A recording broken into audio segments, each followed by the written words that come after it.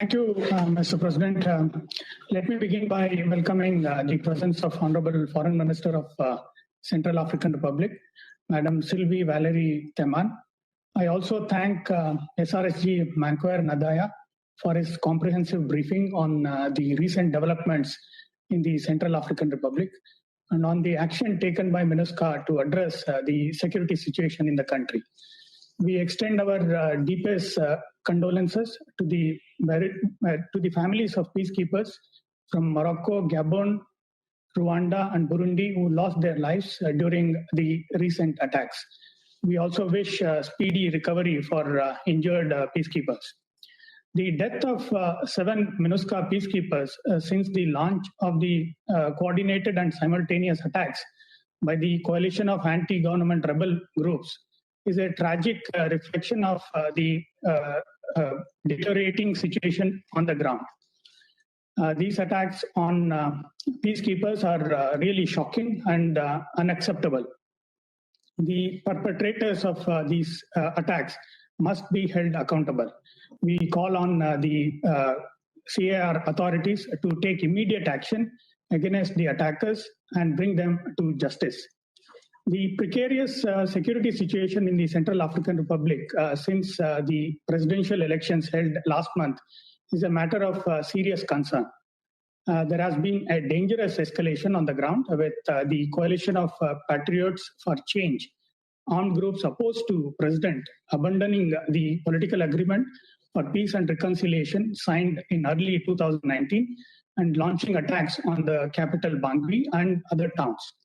While the peace agreement of 2019 and the roadmap remains the fundamental edifice for road ahead, we understand that key parts of the deal has not yet been implemented, and the rebel violence has continued across the country.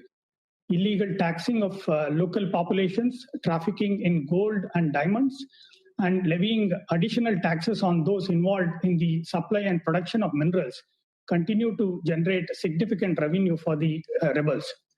The incessant violence has forced nearly 60,000 people to flee the country, compounding an already dire refugee crisis. Schools and training centers remain closed outside the capital, and farmers can no longer carry out their activities because of insecurity and fear. Reports of CPC recruiting children are really worrying. We remain concerned about the evolving humanitarian crisis due to the attacks by the opposition groups. We call on the opposition groups to lift the blockade on the towns and allow a movement of essential supplies.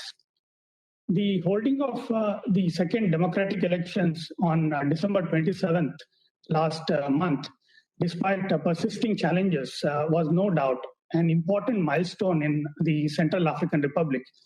We commend the CAR authorities for conducting the elections with the support of international and regional partners and the UN mission. However, the recent developments have the potential to derail the hard-earned progress made since 2019. We have seen similar post-electoral situations turning into a major crisis affecting the larger region.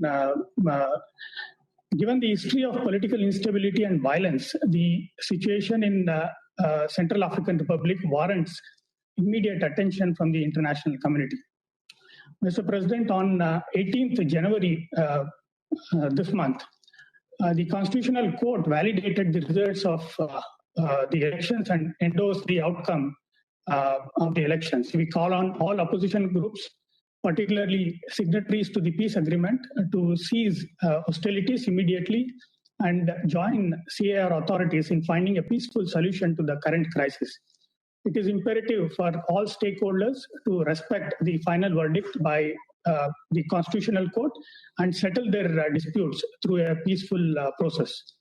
We welcome the statement made by President Touadéra, underscoring the importance of reconciliation and that of willingness to work with the opposition.